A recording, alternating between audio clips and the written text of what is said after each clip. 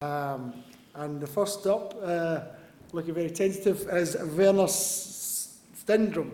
He is originally from South Africa and has lived in the UK for the past 16 years. He lives in Suffolk with his wife Caitlin and 16-month-old son William. He works in the broiler production, producing meat chickens for Two Sisters Food Group. He has a responsibility for around 100 broiler farms, producing 1.8 million broilers per week. So, with strategies to reduce the incidence of Campylobacter in broiler flocks, I give you Werner Strydom.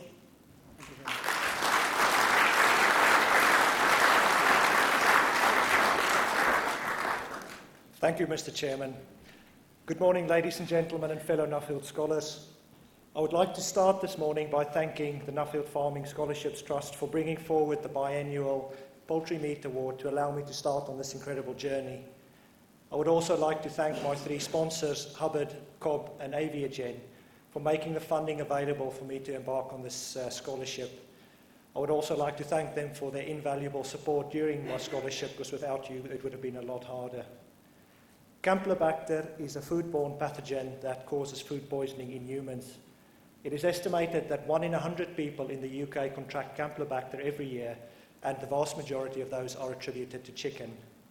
Campylobacter can happily live in the intestines of broiler chickens, and it's when the bird goes into the processing plant that it can very easily contaminate the meat.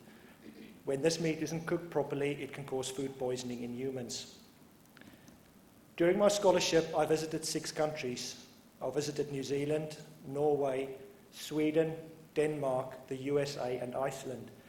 I wanted to visit these countries because between them they operate the 2 main strategies that there are to reduce Campylobacter.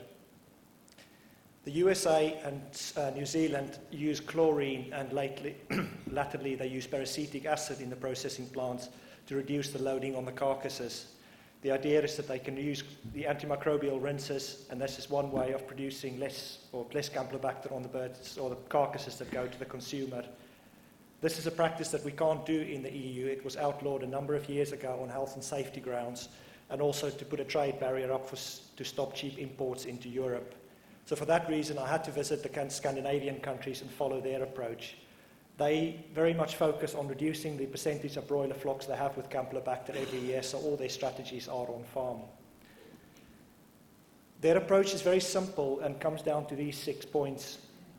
They all have a Campylobacter monitoring program, so they test all their broiler flocks, and by doing this they get the data to understand how widespread the problem is and how effective their interventions are.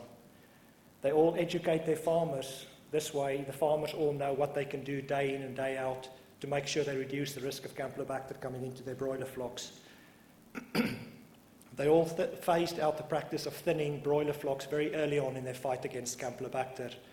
They operate the highest levels of biosecurity, and because they get such good physical performance, they're able to process their broilers at a younger age. The theory there is that if you process broilers younger, there was less time on farm for the bacteria to spread and infect the birds. The industry in Iceland today uses fly netting in the summer months, and by doing so they've seen significant reductions in the level of percentage of positive flocks every year. Countries express their level of Campylobacter in humans by publishing data which is in the form of confirmed human cases per 100,000 head of population. I specifically wanted to visit New Zealand because since they introduced their mandatory monitoring program in 2007, they've managed to reduce the human cases from 450 down to 150 per year. This is a massive decrease in the human cases, so this has been a very effective strategy. The New Zealanders work as a team against Campylobacter. They have an industry response team which is made up of key people from the poultry industry. So what happens is if a poultry plant struggles to get its levels down, the whole team will come in and work together to identify what's going wrong and what can be done to get the company back on track. The USA have got very low levels of Campylobacter in humans. The reasons for these is that the industry have got very, very tight regulations to meet for Campylobacter on poultry carcasses. Also, the healthcare system in the US is very different to what we have in Europe, and I believe because of that, a lot of cases will not be reported. We are currently at about 115 cases per 100,000 people in the population in the UK currently, and as you can see, all the Scandinavian countries are significantly lower than what we are. I specifically wanted to visit Iceland because, as you can see, they've got the lowest levels in Europe. So I wanted to understand whether the climate was the reason for this or whether there was other things that they are doing to meet their targets. I'll talk about thinning first because this is a practice which we all in the poultry industry know is a key method of introducing Campylobacter into your broiler flock. Thinning happens for economical reasons, and what happens is a proportion of the shed gets taken out and allow the remaining birds to grow on to heavier kill weights. This is done to not to exceed the maximum stocking density that we're allowed to achieve. The industry in Iceland have shown to me that by stopping thinning, they get better physical performance, so their broilers grow faster and they have less mortality per year. And because they have a younger slaughter age, they're able to produce more flocks on the same space every year. This helps to mitigate the cost of the no thinning. In the UK, under the Red Tractor scheme, we can go up to 38 kilograms per metre squared. In Iceland, they can go up to 39, and in Denmark, they can go up to 42. I think there's a lot of argument to look at the 38 that we're working to in the UK and seeing if there's any way to give us more flexibility so we can mitigate the cost of no thinning by having slightly higher stocking densities. I also believe that with the improved genetics that we have year on year in the broiler industry, that we'll be able to produce broilers at a younger age, and this will be able to capture the effect of the lower Campylobacter levels in younger birds. Biosecurity is the overall term that we use for all the processes we follow on farm to keep pathogens out of our sheds. We all know that humans are probably the most high-risk event that happens on a poultry farm, so we need to start looking at how people go in and out of the sheds. This is a picture I came across in Norway, and it was present in all the broiler farms that I visited.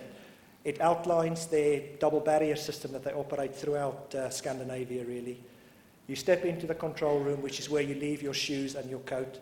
You'll then step over the first barrier and go into a semi-clean area, which is where you will wash, dry, and sanitize your hands. You will then move to a second barrier, which, when stepping over there, you put on your shed-specific clothing and shed-specific shoes before going into the poultry house. I believe this is something that we should adopt in the UK because it adds an extra layer of protection in that process of entering and exiting the poultry houses, and I firmly believe this will help us fight the Campylobacter in our flocks.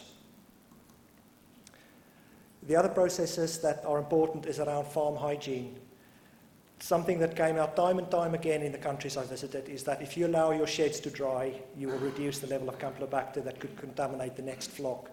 Campylobacter does not live in dry conditions, so by giving that dry period, you kill off anything that could affect the subsequent flock. All the companies out there have got a policy of no wood in their broiler sheds.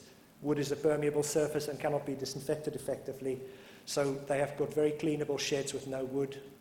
You can see in the picture, this is a broiler house in Iceland. The shed was washed.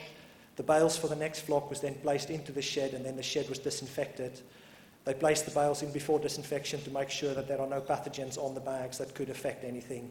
So the shed is then left for 3 or 4 days to dry, and because they have an ample supply of geothermal heat, they can really pump the heat in there and dry the sheds out. The industry in Norway focus very much on what happens to Campylobacter positive litter. If you had a flock with Campylobacter and you spread that litter around the farm, then you effectively load the whole environment with Campylobacter, which makes it very easy for it to make its way back into the poultry house during the subsequent flock. And in Sweden, they do a big focus around where wash water goes. If wash water is contaminated and is able to make its way back into the poultry house during the flock, again, it will contaminate the house. And they also do this, or pump the water far away to make sure that it doesn't attract any flies that could act as a vector for the Campylobacter in the broiler houses. As mentioned, the industry in Iceland now puts fly netting on their high-risk broiler farms during the summer months. They class high-risk broiler farms as farms that have got more than one house, or farms that cannot be depleted in one sweep. Everybody in Iceland is sure that if you use fly nets, it'll only work if all your other interventions are working effectively. If you put fly nets in as the first instance and hope it'll work, it'll not make a blind bit of difference. This is actual data that I received from one of the poultry companies I visited in Iceland. The blue line is the percentage of positive flocks that they've had on farm. The pink line at the top is the percentage of positive flocks they've measured in processing, and the green line is the difference between the two, or in other words, the number of flocks that go positive between testing on farm and testing in the processing plant. It is very clear that since they've introduced the fly nets in the summer months, there's been a significant reduction and very steady reduction in the percentage of broiler flocks they have per year. Today, the industry have got less than 4% of their flocks test positive for Campylobacter. I'm a firm believer that flies are a key vector for Campylobacter, and we need to look in the UK at how we can come up with a plan to work in the UK to reduce flies coming into our sheds. So to conclude, my recommendations to the poultry industry is very much centred around the Scandinavian approach. I believe there's an urgent need for a UK Campylobacter monitoring programme. By doing this, all flocks will be tested and we'll be able to analyse how well our interventions are working. We need to engage with our farmers to make sure they all understand what Campylobacter is and what can be done to reduce the risk to their broiler flocks. We need to phase out thinning as soon as practically possible. I'm sure this can be done. Biosecurity, we need to aspire to the highest levels of biosecurity we can on farm. By doing so, we will not only reduce the level of Campylobacter in our flocks, we will also reduce the risk to our flocks from diseases like Salmonella, avian influenza, and Newcastle disease. If we do all of these, I'm convinced that our broilers will grow faster year on year and we'll be able to kill them at a younger age. This will allow us to capture the additional benefit of processing birds at a younger age where they haven't had the chance to contract the bacteria yet. I also believe that we need to look at fly netting. This is a very key part of what the Icelandic industry has done and has shown that it really makes a big difference on farm. Since getting my Nuffield scholarship, the company I worked for was taken over by Hook Two Sisters. This is a real positive move for me because Two Sisters, who is the mother company, and Hook Two Sisters are 110% committed to providing the safest possible product to our consumers. So all of the points that I've identified is stuff that they're actually looking at within the company, and we're actively working towards putting a double barrier system into all our farms. In 2014, I was involved with the Two Sisters training initiative where we put a training program together for all our farmers. We wanted to do this to educate all of them so they understand what Campylobacter is and what they can do day in, day out to reduce the risk to their broiler flocks. The training initiative was so successful that in 2014 we won the Pig and Poultry Marketing Awards Training Initiative of the Year. We were actually up against McDonald's on that occasion, so it was really good to win the award. Last year, I was the organiser of the first open farm that Hook Two Sisters entered into the Open Farm Sunday event. It was a really good day for us, and we had 220 people on farm during the day. We're hoping that next year the level will be more than double and that we will have no less than 4 farms participate in Open Farm Sunday. When doing my Nuffield scholarship, it became very clear to me that we need to engage with our end consumer. They need to trust what we're doing, and this way they will keep on buying our product, because without them we won't exist. We have got a world-class poultry industry in the UK, and I believe that if we carry on doing what we're doing, we're not going to get down to the levels of Campylobacter that we need. So as with a united front, if we change, we will be able to get rid of Campylobacter. Thank you very much.